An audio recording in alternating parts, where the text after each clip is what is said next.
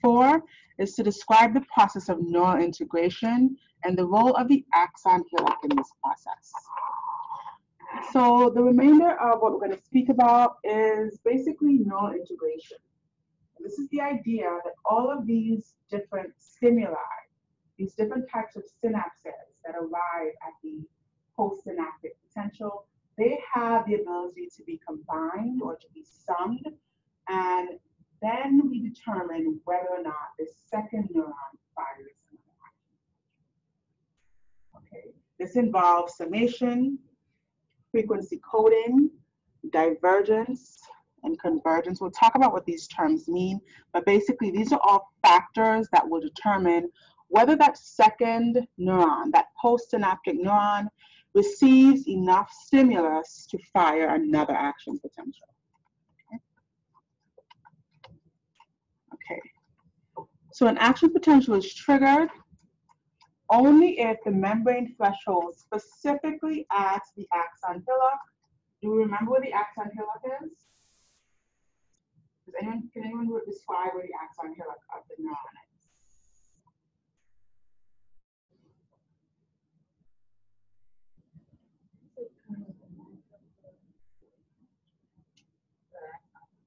Good. Good. So it's sort of like the neck. It's this region just distal to the soma or the cell body. Right? So this would be the axon hillock. So specifically, if the axon hillock is depolarized to threshold, then we fire an action potential. If the membrane potential at the axon hillock is not threshold, if it is below threshold, no action potential will be fired in that subsequent neuron. Okay? And this again is what neural integration is, determining whether or not the second neuron, the postsynaptic neuron, will fire an action potential. So let's talk about divergence versus convergence. So divergence is this arrangement of neurons. So we have a presynaptic neuron. We've been talking about two neurons, a presynaptic neuron communicating or synapsing with a postsynaptic neuron. And we've really only been considering one-on-one communication. But divergence is the arrangement of neurons where one presynaptic neuron actually communicates with several different postsynaptic neurons. And so this stimulus is split or divided among all of the different neurons that it's being synapsed with. Okay? This is divergence. Convergence, on the other hand, is kind of the opposite. It's the idea that several neurons, the axon terminals of several different neurons here, they're shown in red and green here, are synapsing onto one soma or one cell body of a postsynaptic neuron. So we have several presynaptic axon terminals synapsing onto this one cell body here, and that is convergence. And this is really where neural integration comes into play. We have to take the individual stimuli, the individual graded potentials that are being contributed by each of these presynaptic neurons, and we sum them all up together, and then we determine whether or not at the axon hillock of this neuron, the membrane potential is going to exceed threshold or not. All right, that is the deciding factor about whether, that is the deciding factor of whether or not this second neuron, this postsynaptic neuron, fires another action potential here. Okay. We're taking all of these individual stimuli into account. Okay, and that brings us to summation. Summation is adding the effects of all those different graded potentials. We can have excitatory potentials, we can have inhibitory potentials, right? And because they're graded, they can be summed. It's very important. Because they're graded, they can be summed. Now, there are two types of summation. There's temporal summation and spatial summation. Temporal summation is basically talking about a single synapse. So let's take this example. We have this neuron here. And again, we're going to stick the voltmeter in the axon hillock because that's the area that we're really interested in with regards to whether or not this postsynaptic neuron fires another action potential. So we're measuring the membrane potential change here. Now, synapsing onto this neuron are 3 other neurons, neuron A, B, and C. Temporal summation is only taking into account the graded potentials of neuron A. So if neuron A fires excitatory postsynaptic potentials, let's say it fires 1, and let's say the time that, or enough time has not passed for that signal to fully dissipate, and it fires another action potential.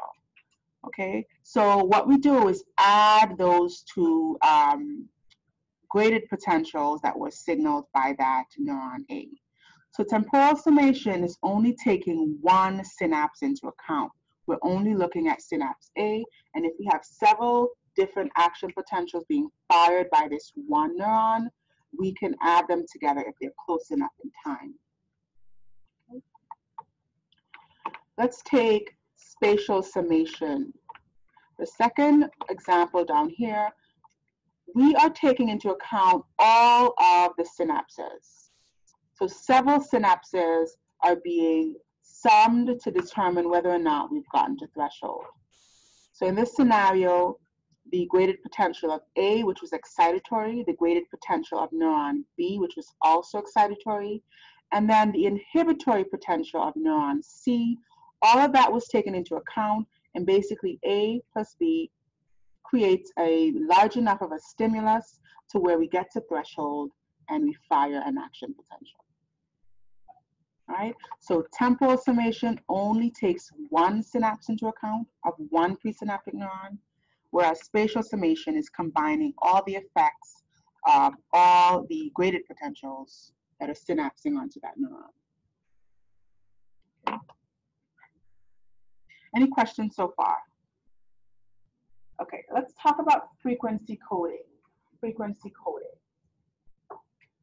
Now, the nervous system uses what's called frequency coding to generate a larger stimulus. Because action potentials are not graded, because we do not have a large action potential or a medium action potential, the way that we can signal or communicate a large stimulus is to increase the frequency of that action potential. So if we depolarize the axon hillock at a faster frequency, let's say we generate more action potentials at that axon hillock, this is going to sum, these action potentials are going to sum, the polarization is going to sum, and that is going to stimulate faster signals, more neurotransmitter being released, and that gives us a larger amplitude on the postsynaptic neuron.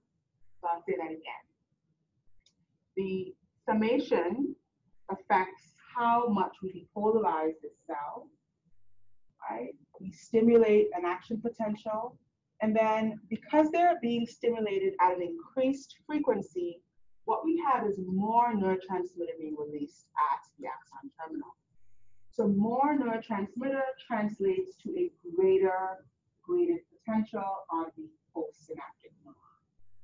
All right, so in this way, we can use the frequency of action potential stimulation to generate greater graded potentials on the postsynaptic side. All right, and this is called frequency coding. This is the way that you can amplify a signal or increase the magnitude of a graded potential by increasing the frequency of the action potential on the presynaptic side. Okay, any questions on that? All right. But then there's the concept of presynaptic modulation. And presynaptic modulation is basically regulating the synapse. It's a regulatory mechanism of the synapse. This happens specifically at axo-axonic synapses. So we talked about the various types of synapses last time. And presynaptic modulation only occurs where two axons meet, two axon terminals. This is called the axo-axonic synapse. And this is a way to modulate or regulate this communication. So basically we have two neurons, as we've seen before. we have a presynaptic neuron, a postsynaptic neuron, and then there's a third neuron called a modulating neuron that is influencing this synapse. Okay, now this can be facilitation if it increases the signal here, or this can be inhibition if it decreases the signal here. What we want to point out here, though, is that this modulating neuron does not generate any electrical signals towards this synapse. So it's not going to generate any graded potentials. It's not going to depolarize or hyperpolarize. It's not going to influence the membrane potential. All it does is it stimulates that postsynaptic neuron to secrete more neurotransmitter by increasing the amount of calcium at the presynaptic terminal. So basically more calcium is uptaken into the terminal bouton. This facilitates more neurotransmitter being released, and essentially we can amplify the signal without necessarily depolarizing this membrane. So let's look at some examples. All right, let's look at some examples of presynaptic facilitation to start. So we have neuron X. This is neuron X on the left. There are 3 synapses here. There's a synapse with neuron D, a synapse with neuron C, and then there's this the modulating neuron, which is neuron E here. So neuron E synapses onto neuron C and basically regulates or modulates this synapse. What it does is it influences how much neurotransmitter neuron C will secrete. It does not influence the membrane potential. It does not generate any electrical signal towards the synapse. All it does is it tells neuron C, stimulate or secrete more neurotransmitter here. Okay, so when you look at the change in membrane potential, we'll see that neuron C on its own is a stimulus. It does not get to threshold. Neuron D on its own is a stimulus that does not get to threshold. Neuron E on its own has no effect in the membrane potential, as we can see. Okay, all it does is it tells neuron C to secrete more neurotransmitter. So when we add neuron C and neuron E, it increases the amount of neurotransmitter, and that translates to a increased signal on the postsynaptic neuron, and we fire an action potential. If we look at neuron D and neuron E, it will be the same influence as neuron D alone, because neuron E has no effect on the membrane potential. Okay, it's just stimulating that neuron to secrete more neurotransmitter. Let's look at presynaptic inhibition. Right? This is the exact opposite here. So again, we have neuron Y, and synapsing onto neuron Y is neuron G, neuron F, and our modulating neuron is neuron H. So what is the effect that neuron H has at this stimulus, at this synapse, sorry. So neuron H synapses onto neuron F and decreases the amount of neurotransmitter. Decreasing the amount of neurotransmitter is essentially going to inhibit the effect of neuron F. So we can amplify the effect of a neuron, or we can inhibit the effect of a neuron simply by influencing how much neurotransmitter is released from that neuron, and we do so using modulating neurons. This is presynaptic modulation. Okay, so this is one way to regulate neurons without necessarily interfering with the synapse. We have a separate neuron, a third modulating neuron, influencing how much neurotransmitter is released. Okay. So that was your axoaxonic synaptic function. That was specifically what takes place at the axoaxonic synapse. We could either excite or inhibit a synapse. Okay, and this is selective, so this takes place in certain areas of the body where we want to regulate the communication between neurons. The axodendritic and axosomatic synapses are used to excite or inhibit the postsynaptic neuron. So this will influence the membrane potential. Remember, the axoaxonic synapses do not influence the membrane potential. And then the other difference here is that the axodendritic and axosomatic synapses are not selective. Right? The axoaxonic synapses are, depending on what synapse or what communication we want to regulate, we will have a modulating neuron present. Okay, so in that way, it is selective.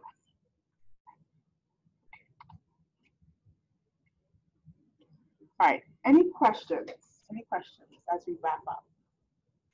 So basically, the way we've been speaking about neurons is thinking about one-on-one communication. You want to bear in mind that there are millions and billions of neurons in the body, and they have several different axon terminals, several different dendrites. So this provides the opportunity for an infinite amount of synapses, an infinite amount of different connections between these neurons.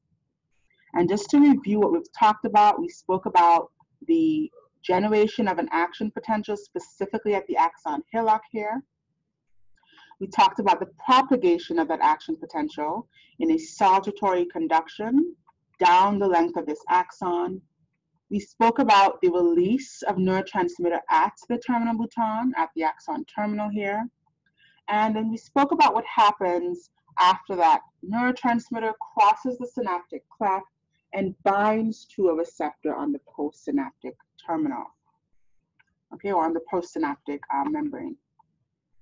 We also spoke about different types of graded potentials, excitatory versus inhibitory potentials, and how those have the ability to sum.